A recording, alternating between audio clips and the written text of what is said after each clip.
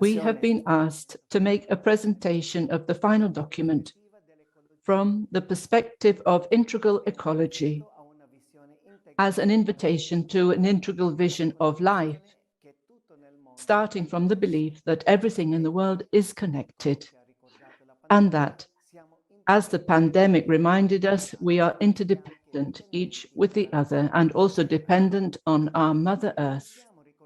Let's start by recalling excerpts from Chiara's writings quoted at the beginning of the document. I dream of a growing awareness of living as one family across the globe. I dream that wars, conflicts, hunger, and the thousand other evils in the world will diminish. I dream that the various cultures in the world will mutually enrich each other and draw closer to one another. This dream of Chiara's reawakened a desire in all of us to see a new springtime in the movement. For this, we're committed personally and as a movement to seek those who suffer, those who are excluded. We are committed to further promoting a culture of preventing abuse and promoting the well-being of every person. We want to get back on the journey with God among us, faithful to God's dream that they may all be one. Therefore, we allow ourselves to be challenged by reality and to love it. And we want to listen to the cry of humanity, to the cry of the planet and that of the new generations. Listening to the cry of humanity, a true ecological approach always becomes a social approach, which must integrate justice into discussions on the environment in order to hear both the cry of the earth and of the poor. Listening to the cry of the planet, because we are discovering also through the painful experience of the pandemic that everything is related. The poorest people and those most disadvantaged suffer the greatest consequences of the cry of the planet. There is a tragic increase in the number of migrants fleeing poverty, aggravated by environmental degradation, and who bear the burden of life without any protection in law. A conversion to integral ecology is urgently needed, developing a critical conscience regarding the use of material goods, verifying the ecological sustainability of our buildings and our activities, implementing changes towards a zero impact, listening to the cry of the new generations. It's a cry that urges us to avoid catastrophic climate change, to overcome inequalities, and to embrace diversity with inclusion instead of exclusion. It's among the generations, between the generations in the movement as a whole, through more intergenerational decision-making processes, that we will be able to hear these cries better. This is why we want to appreciate, pay more attention to the antennae of the new generations and welcome their prophetic vision as we face today's challenges. In the footsteps of the assembly held in 2014, we want to take a decisive step forward with the three priorities: to go out, to be close to people, proximity, closeness, and as a first step to rekindle the passion for Jesus forsaken who lives in those who are lonely, the excluded, the poor, and to be alongside them.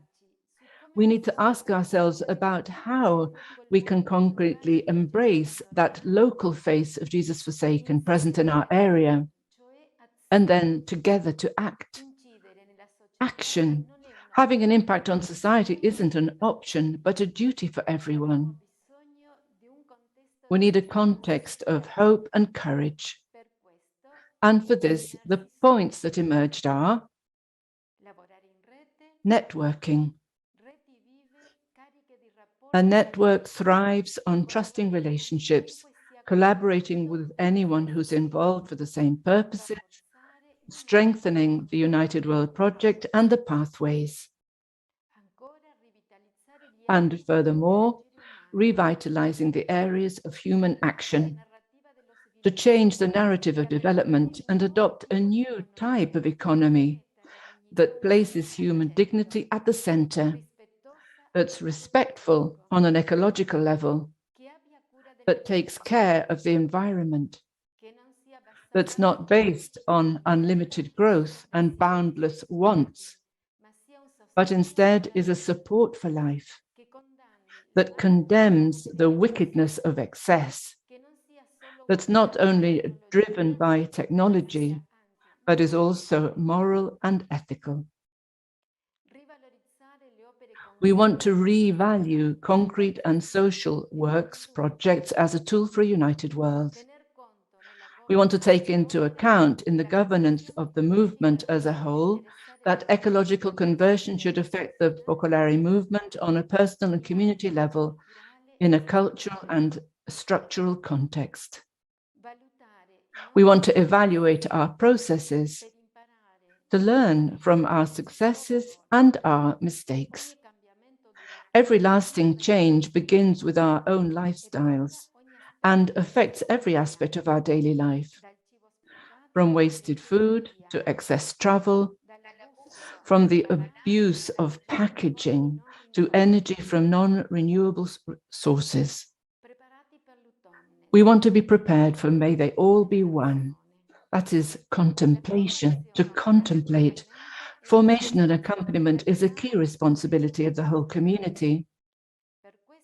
For this reason, it's necessary to promote every form of education to sustainability in the movement and to collaborate in the many educational projects already underway. It has become imperative for us to give the world the vision of nature as seen by Chiara in Paradise 1949.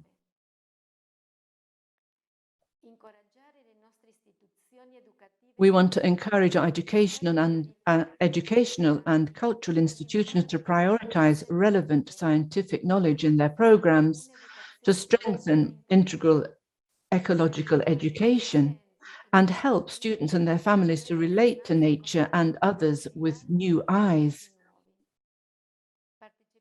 We want to participate actively and appropriately in the public and political debate on environmental issues, sharing our own religious, moral, and spiritual perspectives, and giving a voice to those who are the weakest, to young people, and to indigenous peoples. We would like the purpose of all our actions to contribute to the unity and fraternity of the entire human family, and that our lifestyle be an anticipation of the new heavens and the new earth as far as possible here on earth.